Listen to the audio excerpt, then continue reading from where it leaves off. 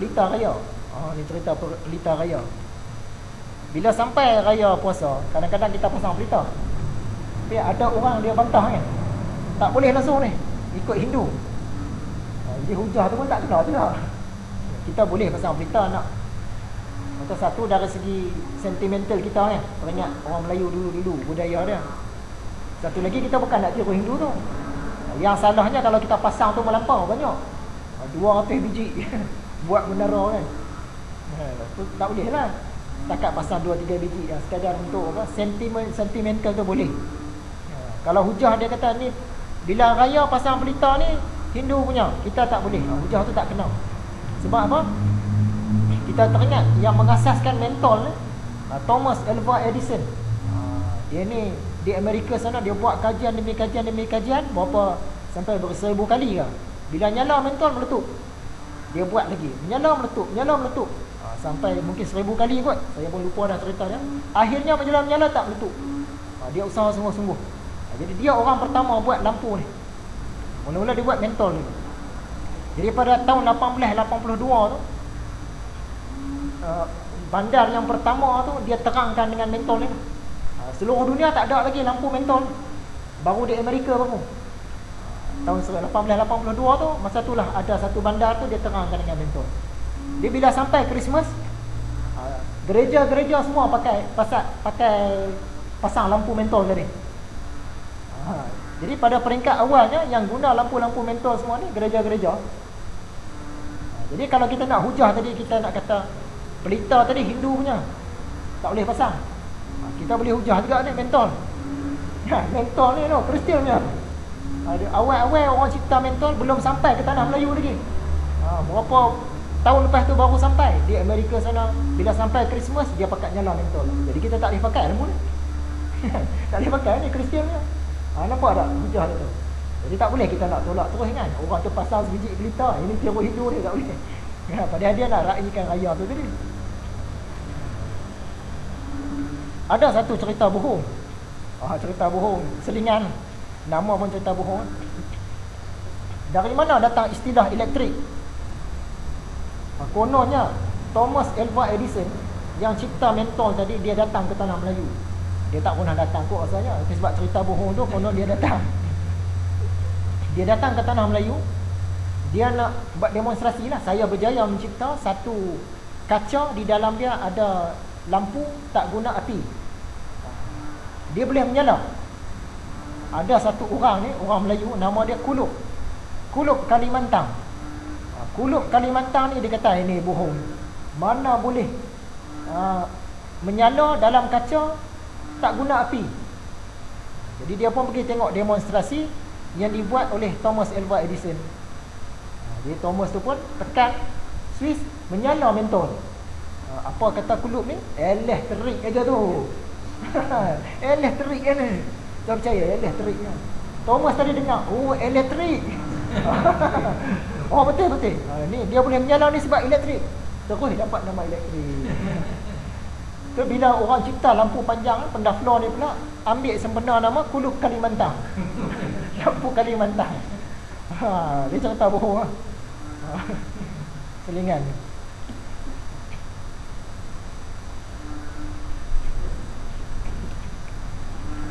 Okey. Ada orang tolak ilmu kalam ni tadi sebab dia kata banyak istilah ganjil-ganjil, zaman Nabi, zaman sahabat tak ada. Kita jawab dah. Bila satu ilmu tu dia berdiri sendiri, dah tentulah ada istilah baru yang kita kena guna. Satu lagi, dan kalau yang ditakuti itu adalah maksudnya, tujuannya. Ni ilmu kalam ni tujuan dia salah ni. Jadi Imam Ghazali pun jawab, maka dalam hal ini kami tidak bermaksud selain dari mengenal dalil atas baharu alam dan keesaan Khaliq dan sifat-sifatnya sebagaimana yang tersebut dalam agama. Maka dari manakah datangnya haram mengenal Allah Ta'ala dengan dalil? Ayat Quran memang ada dah, cerita tentang alam, cerita tentang Tuhan. Hadis pun adalah cerita tentang alam, tentang Tuhan. Tapi orang awam ni bila baca Quran dengan hadis, kadang-kadang kita tak faham. Terpaksalah tok-tok guru ambil contoh daripada alam sekitar. Dia gunakan ilmu kalam ni, ilmu akal ni. Bila bagi contoh tu, oh baru kita faham. Baru faham yang hadis, yang Quran tadi. Sebab kita lemah dalam nak memaham hadis dan Quran. Jadi tak boleh nak kata salah. Sebab tujuan ilmu kalam ni tadi memang untuk agama, memang untuk membeza yang mana khadim, yang mana baharu. Memang untuk tujuan itu, nak mengenal Tuhan. Jadi tak boleh kata salah. Ilmu kalam ni nak jaga akidah, nak kenal Tuhan, nak pertahankan agama. Sebab itu dia ni dibuat. Kemudian ada pula lagi orang kata ilmu kalam ni tak boleh, sebab dia bawa perpecahan, bawa kepada ketaksuban, permusuhan, persengketaan dan lain-lain. Kata Imam Ghazali, memanglah bila kata perpecahan, pergaduhan memang salah. Tapi cuba tengok, tengok contoh ilmu fiqh. Kan ilmu fiqh pun pecah juga. Kita mazhab Syafi'i, orang lain Hambali, orang lain Hanafi, orang lain Maliki, orang lain Athawri, orang lain ada Zaidiyah, ada Ja'fariyah, ada yang tak bermazhab, mazhab sendiri pun ada. Akan pecah. Adakah sebab akan pecah ni maka kita kata fiqh ni tak boleh? Fiqh tak boleh, buang. Habis kita nak sembahyang, nak puasa semua, nak cari ilmu mana? Jadi jawapannya, sungguh pun berpecah. Berpecah tu tak bawa maksud ilmu tu kita kena tolak. Macam tu lah. Kalau tidak ilmu fiqh Imam Syafi'i ni kena buang, sebab dia bawa perpecahan, dia pecah dengan hak lain-lain. Tapi tak boleh. Tak semestinya yang berpecah belah tu kita kena tolak. Macam ilmu kalam tadi tu, memanglah dia bawa perpecahan. Ada Mu'tazilah, ada yang salah-salah, yang Asy'ariyah, Maturidiyah, betul. Memanglah dia akan wujud macam tu, tak boleh nak elak, mesti ada perpecahan.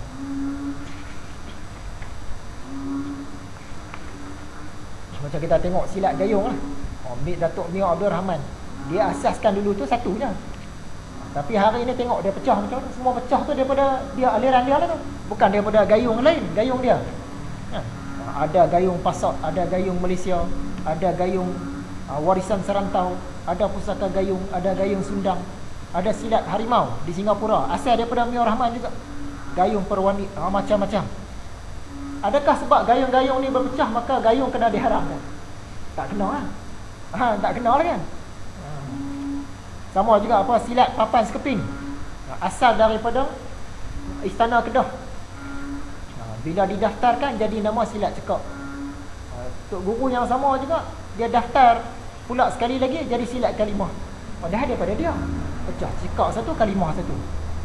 Yang cekak tu pun pecah pula dah lepas tu. Berapa tahun lepas tu saling ada masalah, pecah jadi cekak Malaysia, cekak Hanafi, cekak pusaka Ustaz Hanafi. Yang kalimah tu pun pecah juga. Ada yang kekal kalimah, ada jadi kalimah Yahya Sa'id, ada jadi kalimah kalam utama, macam-macam. Adakah sebab silat papan sekeping ni berpecah maka kena haram? Tak lah. Jadi ilmu kalam pun macam tu juga. Walaupun ilmu kalam ni dia memang akan wujudkan perpecahan. Yang baik lain, yang jahat lain, yang baik tu pun ada juga berselisih. Macam Imam Asy'ari dengan Maturidi, dia ada beza sikit. Jadi adakah mereka ni nak kena tolak? Tak boleh pakai? Ada juga. Kemudian Imam Al-Ghazali, dia petik hujah-hujah daripada Quran. Antaranya surah Al-Baqarah ayat 111. Katakanlah, berikanlah keteranganmu. Bila kata keterangan ni maksud dia hujah. Hujah akan. Jadi Tuhan pun memang suruh dah. Tuhan pun memang suruh dah. Kemudian Al-Anfal ayat 42. Supaya binasa orang yang binasa dengan keterangan yang jelas, dan hidup orang yang hidup dengan keterangan yang jelas. Jadi bukanlah salah ilmu perdebatan, ilmu kalam ni bukan salah, cuma kena sesuai dengan tempat dia. Al-Baqarah 258. Lalu orang kafir itu kehilangan akal. Kerana dalam ayat ini disebutkan oleh Allah Subhanahu Wa Taala keterangan Nabi Ibrahim, penentangan dan pukulannya kepada musuh sebagai pujian dari Allah Ta'ala kepada Nabi Ibrahim. Nabi Ibrahim ni dalam surah Al-An'am ayat 83, Tuhan puji sebab dia rajin berdebat tadi. Dia guna, dia macam ilmu kalam jugalah, ilmu akal, dia berdebat. Dan itu adalah keterangan kami yang kami berikan kepada Ibrahim untuk menghadapi kaumnya. Wa tilka hujjatuna atainaha Ibrahim ala qaumihi. Ini keterangan daripada Tuhan. Tuhan bagi supaya Ibrahim lawan dengan kaum dia. Keterangan yang mana ni? Ayat-ayat sebelum dia cerita. Kalau tidak orang kata yang Tuhan bagi ni wahyu. Ayat kitab-kitab zaman Nabi Ibrahim ni, suhuf-suhuf dia. Tak. Dalam ayat sebelum tu, ni ayat 83. Ayat 76, 77, 78 dia ada cerita. Pada waktu malam, Nabi Ibrahim dia nampak bintang. Jadi dia kata, yang ni lah Tuhan aku. Hadza Rabbi. Lepas tu bintang tadi terbenam. Bila bintang terbenam, Nabi Ibrahim kata, lemah. Aku tak suka kepada yang terbenam. Hujah apa ni? Hujah akal. Ilmu kalam ni. Ayat 77, bulan pula terbit. Sama juga Nabi Ibrahim kata, yang ni ikut Tuhanku. Tapi lepas tu bulan tenggelam. Bila bulan terbenam, bukan hujah akal juga. Kemudian naik pula matahari. Inilah Tuhan aku, sebab yang ni lebih besar.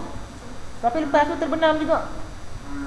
Kata Nabi Ibrahim, wahai kaumku, dalam ayat 78 tu, sesungguhnya aku berlepas diri daripada apa yang kamu persekutukan. Orang-orang zaman Nabi Ibrahim ni, mereka ada yang sembah bintang-bintang. Puak-puak penyembah bintang ni ramai. Sembah bintang, matahari, bulan ni. Jadi Nabi Ibrahim dia guna hujah akal. Kamu sembah bintang, bintang tenggelam. Kamu sembah bulan, bulan pun tenggelam. Kamu sembah matahari, matahari pun tenggelam. Kita ni bukan. Tuhan dia bukan macam ini. Jadi Nabi Ibrahim dia guna hujah akal. Jadi orang-orang ahli ilmu kalam macam inilah juga cara dia. Dia gunakan hujah akal nak pertahankan agama. Malahan dipuji oleh Tuhan dalam Al-Quran. Nabi Musa pun sama. Asy-Syu'ara ayat 30, dia berhujah dengan Firaun. Kesimpulannya, kata Imam Ghazali, Al-Quran itu dari permulaannya sampai kepada penghabisannya adalah keterangan yang jelas menghadapi orang-orang kafir. Maka pegangan dalil bagi ahli-ahli kalam itu tentang tauhid ialah firman Allah Ta'ala, Al-Anbiya ayat 22, jikalau adalah di langit dan di bumi ini beberapa Tuhan selain dari Allah, maka rosaklah langit dan bumi itu. Ini hujah akal lah ni. Kita pun biasa dengar tok-tok guru duk cerita. Kalau orang kata Tuhan ni ada banyak, Tuhan ada banyak, kita bagi hujah akal. Katakanlah betul lah Tuhan ada banyak, ada 3. Satu Tuhan nak turunkan hujan, satu Tuhan kata tak boleh, hari ni nak bagi panas. Satu lagi Tuhan kata tak boleh, hari ni nak bagi redup, hujan pun tidak, panas pun tidak. Jadi apa jadi kepada bumi kita? Musnah. Satu dia nak bagi hujan, satu nak bagi redup. Tak hujan, satu nak bagi panas, satu nak bagi redup. Bertembung 3, musnah. Ni hujah akal. Jadi hujah akal ni hujah ilmu kalam. Dalam Quran pun ada cerita. Jadi boleh